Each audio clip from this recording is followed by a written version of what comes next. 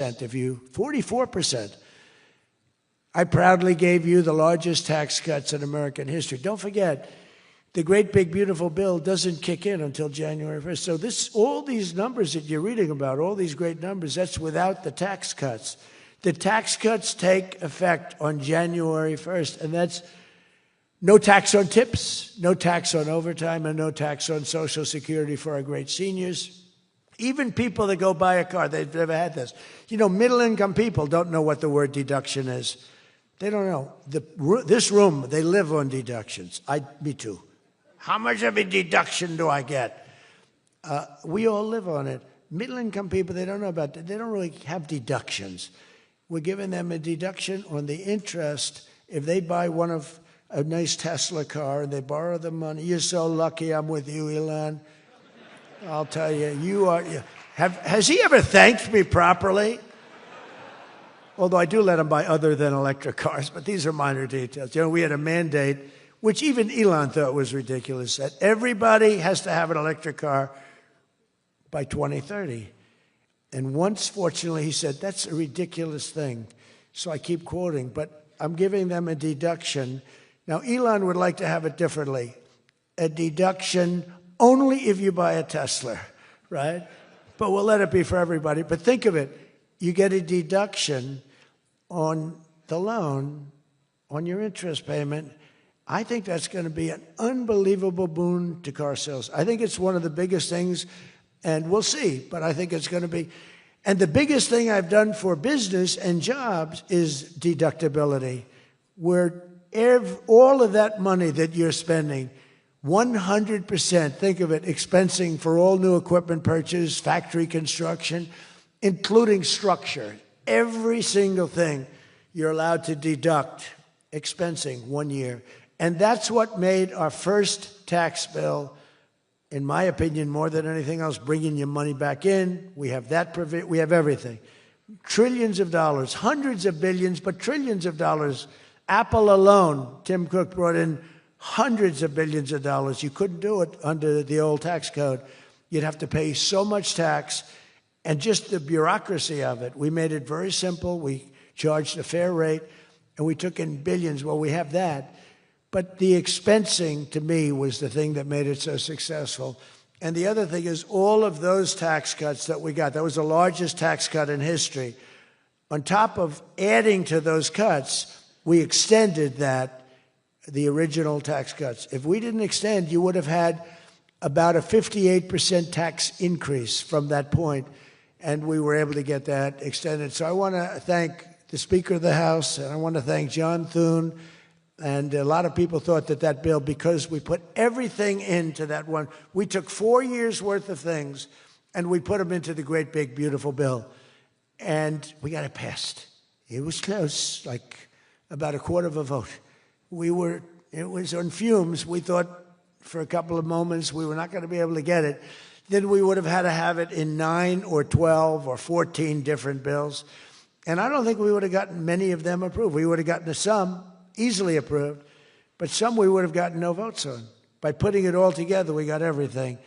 And it was a great job, and I think someday it's going to be appreciated. But among other things, it's the biggest tax cut in history for people and for businesses. So just enjoy it. And think of me every once in a while when you're hiring new people and making a lot of money. You just think about us. But I'm cutting a record number of job-killing regulations. That's the other thing. And I've already slashed more than $1 trillion worth of regulations this year. My last term, I gave the largest regulation cut in history, and now we're doing it again. In fact, for every new regulation, they're mandated to cut 10. And so far, it's for every new regulation, they've cut 30. So they have the idea. And very importantly, we stopped Joe Biden's radical crusade to kill oil and natural gas. Somehow, I don't think Saudi Arabia would like me too much if we decided to kill oil and natural gas. There's nothing like it. It works. Windmills don't work. Other things, I don't want to get into it too much, but they don't work.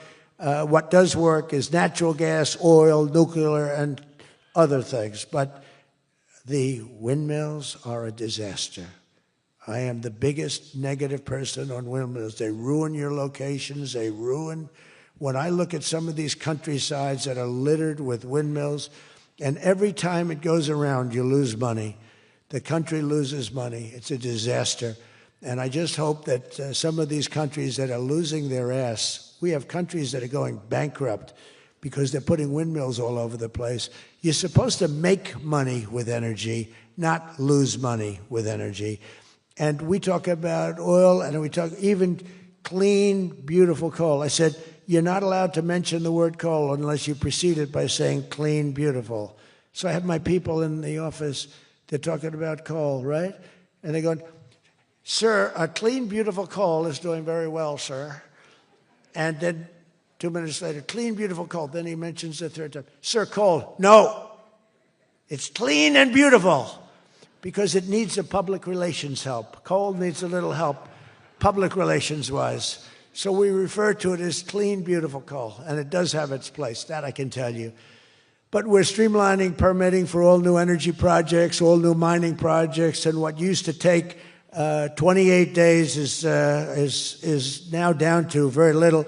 But we had times when, not 28 days, we had times when things would take 14, 15, 16, and even 20 years to get approved.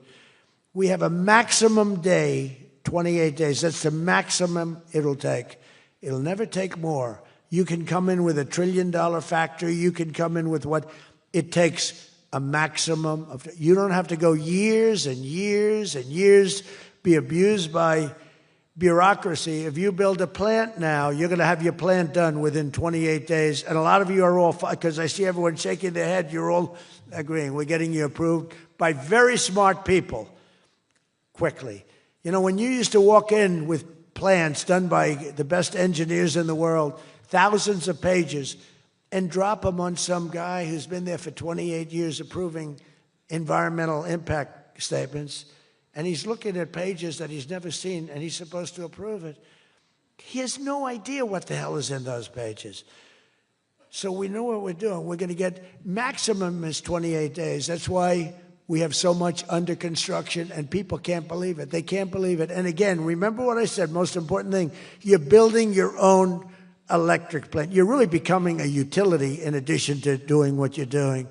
But you're building all of the excess, all of that energy, all of that electricity is being built. And your excess electricity, you can sell back to the federal grid. So we even make it there. Under the deals being signed this week, the world's two leading energy superpowers, America and Saudi Arabia, are partnering on energy like we've never partnered before. American Saudi companies represented here today are joining on liquefied natural gas, infrastructure, constructions, and making both of our energy sections. I mean, our sectors are becoming so strong. Just a quick story. In Louisiana, when I first time I got there, there were two massive LNG plants.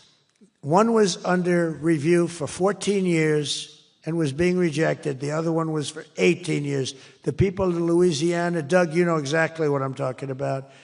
And one was $20 billion, one was $24 billion, like the biggest things, like 3 Empire State Buildings lying on its side.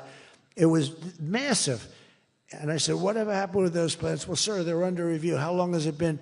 14 years and 17 years. And they had given up. Massive investments were being made by other countries and the richest people. They couldn't get them approved. I got myself involved. Right, Doug? The first one, I got approved in 1 day. The second one, I got a little cocky. I took my time. It took me 1 week. And they're both operating today, and they're tremendously successful. I got one. Think of it. After 14 years, I was in office. I got involved. I got it done in 1 day. And it's been a tremendous success and made a lot of money for our country and for a lot of other people. And the other one took 1 week to get done. That one was under review, I think, for 14 or 15 years, both of them. So I'm very proud of that, actually. I also proudly ended the ridiculous Biden-era restrictions on artificial intelligence, and we will work closely with friends and partners like those in this room to build the largest, most powerful, most innovative AI ecosystem in the world, and we are going to work it so that you'll have a one approval process, not have to go through 50 states in the United States. You know, you can't go through 50 states. You have to get one approval. 50 states is a disaster because you have one woke state and you have to do all woke. You'll be back into the woke business. We don't have woke anymore in this country. It's virtually illegal. But you'll have a couple of wokesters, and we don't want to do that. We want to get the AI done, and I'm working with David. David's done a fantastic job. If he's here, I think he is. He is. Thank you. David's done a fantastic job. But we want one approval, one, and hopefully you have the right guy in the federal government. Hopefully you have the right president, but you have one approval, one approving body, not 50, not, you know, hundreds of people all over the country looking at what you're doing. And basically you're forced to take the worst and the most onerous, right, Jensen? Are you happy with that, Jensen? Thank you. If Jensen's happy, I'm happy. But what's very important, we have to do that. And we have a couple of very good, very well-meaning senators that think every state should have a right to approve. We're not going to do that because that will not allow you to do what we have to do. And we'll get that straightened out. Together, the United States and Saudi Arabia are unleashing really the most incredible new prosperity together. And we're also making history and forging peace. And I've settled 8 raging conflicts, 8 wars. I've settled 8 wars. I have one to go. You know what that one is. I thought that was going to be my easy one because I have a good relationship with President Putin, but I'm a little disappointed in President Putin right now. He knows that. I thought that was going to be the easy one. I settled one war, 36 years. I got it done in one day. I had another one, 32 years, millions of people killed.